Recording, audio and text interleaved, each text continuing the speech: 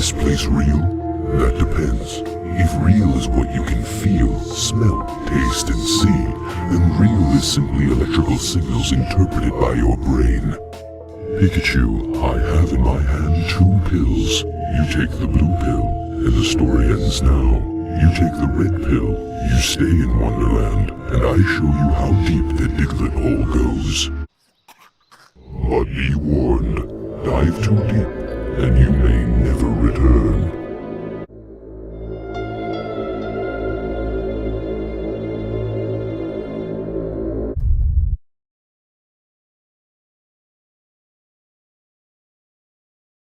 People like the sports card investor, and I guess she collects cards for saying like, oh, you should just, it's not really the best time to sell. I mean, they should have sold beginning of January, or honestly last year, but it's like, oh, there's no point of selling now.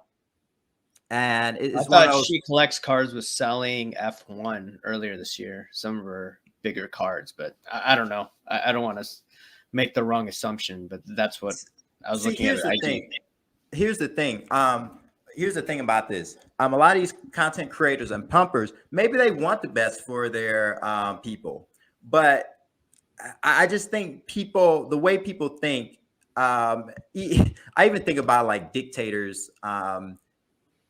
They do a lot of things saying that they're going to doing this to help other people, but the first priority is them, whether they care or not.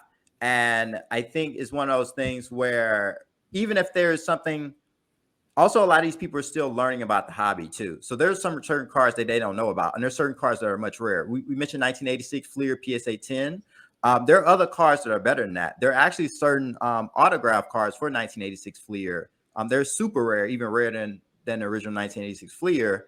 And there may be opportunity where even one of those even rare cards that comes up every once a year, every 2 years, or every 3 years, or 5 years, or something like that. And maybe they're like, oh, that's the card I really need to get. And then they have a judgment call where they sell a bunch of the old stuff to get that. And I think, I just think is when you listen to these pumpers, 9 times out of 10, they've already bought the card. And whether they're trying to or not, they're more than likely going to be selling to you. And it's one of those things of where you're playing hot potato with a lot of stuff that doesn't even it doesn't even matter in a sense. Yeah. You had a lot of points during this. Before I get into some of the comments, I see a lot of comments out there. So you made a comment about December 2021. That's probably the most insane thing that I've seen. So I said 2020. Yeah, 2020. I'm sorry. Yeah, 2020. Yeah. I saw, this was still during the pandemic and the Olympics were canceled. And I think there was moved forward, I think sometime early in 2021. Mm-hmm. And Michael Phelps cards, just his base cards, they're like $2 earlier on. And then it went to $30 within few months. Like I saw an autograph card that I had, $500 I bought in Probstein, November. A couple of months later, I was able to sell it for $1,500. I'm like, wait, this is not, this is crazy. Like, how could you 3X in 3 months? This is insane. But I don't know what you saw during that time, but yeah, I think it was one of those things where I think it was like insanity just because of when I think there's a couple of things that I think people have forgotten. I would say beginning of 2020, things were still going, there were some crazy price spikes. I think maybe late 2019, like November, December. Luka stuff was going up, and then Trae Young stuff started going up, and then Prism stuff went up, and then it was like Optic. People started getting into the Optic Hollows, and people were turning a major profit. They were buying it for $50 or $100, and then selling it for $500 for like an Optic Hollow PSA 10. And then Noir and a lot of these some of these other fringe sets, not Noir autographs and stuff going up. I think the big thing, I want to say January, There's a dual LeBron and Michael Jordan patch card, BGS 8.5 or 9. So for I believe $900,000.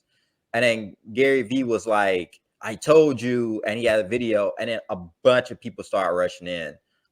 There were a bunch of athletes and some famous people buying cards, but that was like the first big spike, and then all the lockdowns happened, and then soccer kind of took off. But people were, I mean, most of this stuff is straight up manipulation, and a lot of people just don't see it. A lot of stuff is just being shield bidded, and the lower pop stuff is easier to manipulate. So you saw this with like 2014 Panini Prism World Cup. And a lot of people were saying, buying up all the World Cup Prism cards, the hobby boxes, all this stuff, saying, this is the next big thing. And people were rarely buying the actual rookie stuff. Let's say Messi and Ronaldo rookie stuff. So that was going on. And then the Last Dance happened. And then, you had this crazy stuff where literally I bought a Scottie Pippen card much before even I was thinking about the pandemic. I mean, not even that, but much before the documentary. And it was like $150. And it was slowly going up over the year or year and a half. It was 50 and it was slowly going up to 150. And I was like, okay, I can understand this. And then within a day, that card went from 150 to somebody else like on Star Stock. Because I remember I was in the Sports Card Investor Discord and they're like, yeah, there's one for like $550 if you want to like steal it. And I'm like, within an hour, this card just shot up like that. And then Steve Kerr and a bunch of other cards just like went crazy. And then it just slowly started trickling down to Akeem Olajuwon, to everything vintage. People were trying to get documentary cards for like, if there was about documentary, they were gonna like buy cards for it or whatever. And then you just saw when the season starts coming up, basketball had the crazy run up, and then December, I think it was just one of those things where people were kind of scared, and also, I mean, I got caught up in the hype a little bit too. But I was selling a large portion of stuff. I was like getting into selling stuff. But I had like I overpaid for, I don't know, like Montrezl Harrell cards. Because people were literally like buying bench players. Like people were buying, Landry Shamet and stuff like that. And then like people kind of came to their senses like, okay, we overpaid for this. And at least hopefully the smarter people sold it. In December, I think there are a couple things that went on in December. There is some theory of Gary V getting a bunch of people in. I mean, he was getting a bunch of people in since 2018, though, because I remember seeing this in definitely 2019, because he was just like talking to people. There's like videos of him like talking to people about sports cards or whatever, and it's like you need to buy them. And some of these people's like, "What? Did you I guess I'm gonna trust them." Did you see that Ziggy? Sorry to interrupt. Did you see that Ziggy video where I think it must have been August or September of 2020, where Gary V, I believe, was on the conference call with one of his buddy. I forget this one dude. And they convinced all these millionaires to buy these cards, $60 million worth of cards. I think Steve Aoki was on that chat.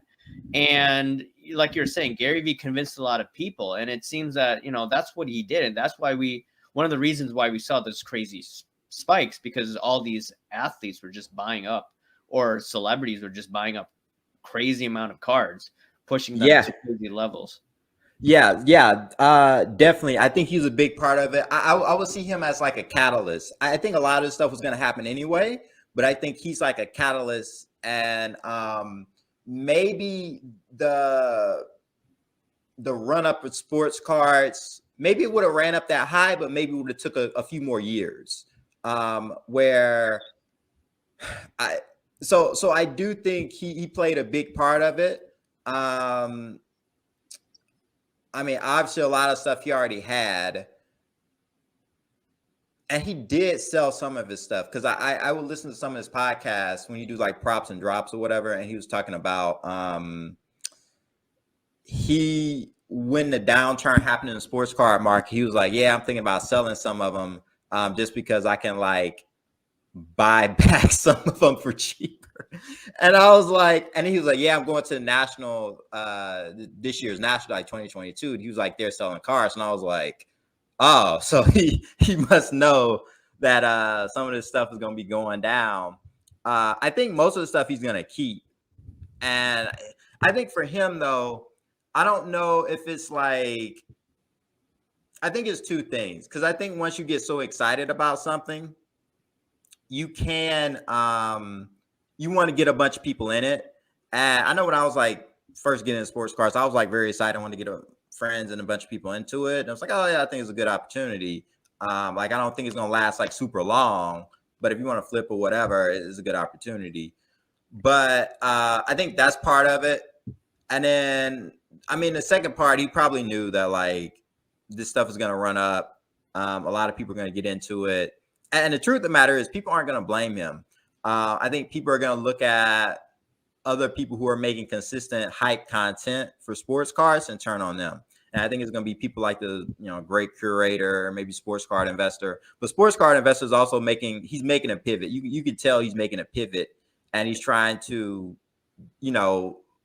look out more for collectors in a sense and become more of a kind of collector kind of channel. There's some things I don't like that he had a video about like Sports Illustrated books. And I'm like, I mean, if you're going to flip it to other Gen Xers, like I'm a millennial and I'm not buying that. Like, I don't think Gen Z people are going to buy that stuff. Like, I have to really talk to some people. I'll do some searching, but I don't know any people like in their 20s or younger that will want to buy a Sports Illustrated book, even if it's an investment. I think if they're going to buy something as a kind of collectible-ish that's pop culture, is going to be Pokemon, maybe Yu-Gi-Oh, maybe sports cards, like a LeBron or something. I don't see how that makes any sense buying Sports Illustrated. So I think so